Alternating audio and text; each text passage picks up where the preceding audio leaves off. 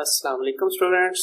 Today we are going to start the fourth part of 2010 May-June paper 1-2 of multiple choice questions. This is the last part of this paper. Let's get started. Question number 31. A 6 watt supply is connected in series with an ammeter and a 4 ohm resistor. What is the reading on the ammeter? हमारे पास voltage बता दिया गया है और resistance बता दी। Current हमने find करना है तो फॉर्मूला हमें पता है क्या होता है, I is equal to V/R।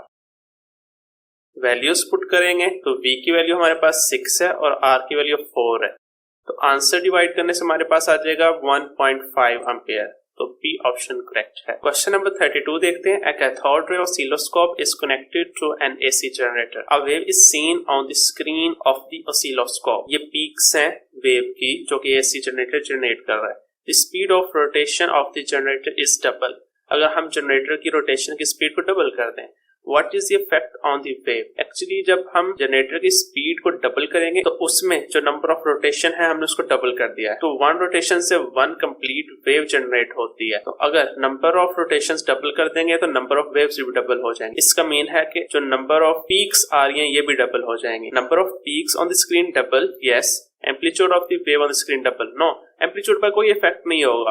अगर हम स्पीड को इंक्रीज कर रहे हैं उसका एम्पलीट्यूड के साथ कोई रिलेशन नहीं है, तो वो सेम ही रहेगी, इसलिए बी ऑप्शन करेक्ट है। Number of peaks on the screen double and amplitude of the wave on the screen remain same. Question 33 देखते हैं। A large flexible wire is wrapped around 2 wooden pegs. A large current is passed on the direction shown. Which 2 pairs of length of wire attract each other? कौन से 2 pairs आपस में attract करेंगे? जब इनमें से करंट फ्लो होगा तो हमारे पास इनमें मैग्नेटिक फील्ड जनरेट हो जाएगी। मैं यहाँ पर सपोज कर लेता हूँ आपको समझाने के लिए, तो उस मैग्नेटिक फील्ड का नॉर्थ लेफ्ट साइड पे बन रहा है और साउथ पोल राइट साइड पे बन रहा है इस जे वायर का। इसी तरह जो के वायर है उसमें भी सेम डायरेक्शन में करंट है, अपवर्ड डायरेक्शन में, तो उसका नॉर्थ पोल भी लेफ्ट साइड पे बनेगा। मैं यहाँ ड्रा कर देता हूँ, और साउथ पोल जो है वो राइट साइड पर बनेगा। अब हम एल वायर में करंट को देखते हैं। एल वायर में डायरेक्शन जो है करंट की वो डाउनवर्ड है, तो यहाँ पर पहले हमने जो सपोजिशन की अगर उसी के अकॉर्डिंग चले, करंट की डायरेक्शन अपोजिट होगी है, तो जो पोल्स की डायरेक्शन वो भी अपोजिट हो जाएगी, यानी कि जो एल में साउथ पोल है वो अब लेफ्ट साइड पर बनेगा। मैं यहाँ पर ड्रा कर देता हूँ, और जो नॉर्थ पोल है वो राइट साइड पर बनेगा।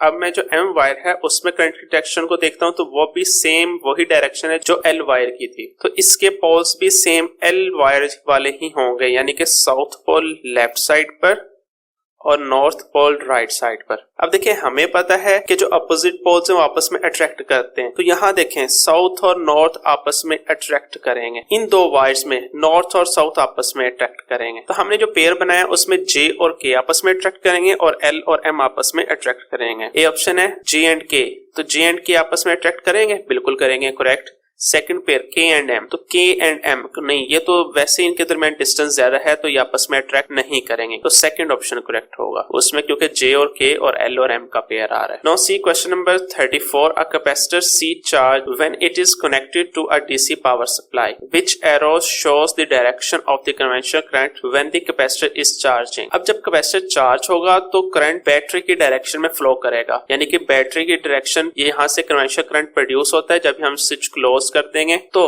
कैपेसिटर चार्ज होगा और करंट जो है यहां से फ्लो करेगा कुछ इस डायरेक्शन में, नेगेटिव पोल तक आएगा। ये जो 1 और 3 पेयर है ये डायरेक्शन को शो किया गया जब कैपेसिटर चार्ज हो रहा होगा, तो कन्वेंशनल करंट फ्लो करेगा पॉजिटिव टू नेगेटिव, तो 1 और 3 ऑप्शन करेक्ट होगा। क्वेश्चन नंबर 35 देखें। A magnet is push slowly into a coil and there is a current in the coil in the direction shown. Magnet को slowly move किया गया into the coil और current की ये direction है जो प्रोड्यूस हुई है। The magnet is then pull out quickly. अब मैग्नेट को क्विकली हमने पुल आउट किया from the same end of the coil, इसी एंड से वापस अपोजिट डायरेक्शन में, इस डायरेक्शन में। What happens to the direction and the size of the current. हम पहले मैग्नेट को स्लोली इनसाइड लेके गए हैं, तो उसकी वजह से जो करंट की अमाउंट है वो कम प्रोड्यूस होगी, क्योंकि जो करंट है वो डिपेंड करता है चेंज इन मैग्नेटिक फील्ड पर। अगर स्लो मैग्नेट मूव करेंगे तो मैग्नेटिक फील्ड स्लो चेंज होगी, जिस वजह से करंट भी कम प्रोड्यूस होगा। अगर हम क्विकली मैग्नेट को मूव करेंगे तो मैग्नेटिक फील्ड फास्टली चेंज होगी और करंट का मैग्नीट्यूड है वो भी इंक्रीज हो जाएगा। तो पहली थिंग तो ये, क्योंकि हमने क्विकली पुल आउट किया, हमारी जो करंट की अमाउंट है है वो इंक्रीज हो जाएगी। What happens to the direction and the size of the current, जब हमने इनसाइड लेके गए हैं तो डायरेक्शन अगर ये थी जब हम, तो अब हमने मैग्नेट की मोशन की डायरेक्शन को चेंज कर दिया। जब मैग्नेट की मोशन की डायरेक्शन चेंज होगी तो आपके करंट की डायरेक्शन भी चेंज हो जाएगी, अपोजिट हो जाएगी। तो करंट की डायरेक्शन अब ये होगी। ओके, तो करंट की डायरेक्शन रिवर्स होगी। Yes, size decrease, no, size of current increase. तो बी ऑप्शन करेक्ट होगा, reverse and increase. Question number 36 देखें। The diagram shows a DC motor. Why is the split ring commutator used? यहाँ पर ये split ring commutator use क्यों किए गए? Coil जब वर्टिकल पोजीशन में आती है तो उसके बाद हमने करंट की डायरेक्शन को चेंज करना है, रोटेशनल डायरेक्शन को सेम रखने के लिए। तो हम ऑप्शंस को रीड करते हैं। To change the current direction, yes, current की डायरेक्शन चेंज करते हैं। In coil, yes, in coil में चेंज करते हैं। ऐसी coil passes the horizontal position, no, जब कॉइल वर्टिकल पोजीशन पर आती है तो हमने करंट की डायरेक्शन को चेंज करना होता है। To change the current direction in the coil as the coil passes the vertical position, yes, current की डायरेक्शन कॉइल में चेंज करना होता है जब कॉइल जो है वर्टिकल पोजीशन पर आती है।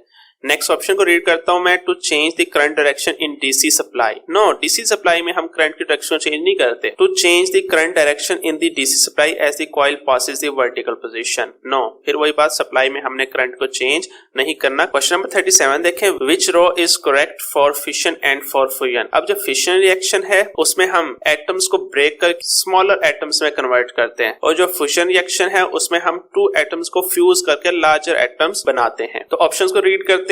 फिशन ऑफ अ न्यूक्लियस, तो फिशन कहां होती है? Produce larger nuclei, no, first option ही रॉन्ग है। फिशन में तो हम लार्जर न्यूक्लियाई को ब्रेक करके स्मॉलर न्यूक्लियाई में कन्वर्ट करते हैं। B option produce larger nuclei, no, तो हम मैं इसको भी रीड करना पसंद नहीं करूंगा। सी ऑप्शन है प्रोड्यूस स्मॉलर न्यूक्लियाई, यस। अब फ्यूजन की स्टेटमेंट भी रीड कर लेते हैं। Is the energy source of star, yes, fusion का जो प्रोसेस है वो स्टार में होता है। Produce smaller nuclei, yes. Is used to release energy in power station, no, fusion वो प्रोसेस है जो कि अर्थ पर कराना बहुत मुश्किल है, क्योंकि इसको स्टार्ट करने के लिए बहुत हाई टेम्परेचर चाहिए होता है जो कि स्टार में ऑलरेडी पहले से है, जिस वजह से वहां पर स्टार्स में ये प्रोसेस ऑटोमेटिकली खुद ब खुद हो रहा है। तो सी ऑप्शन को मैं करेक्ट करूंगा।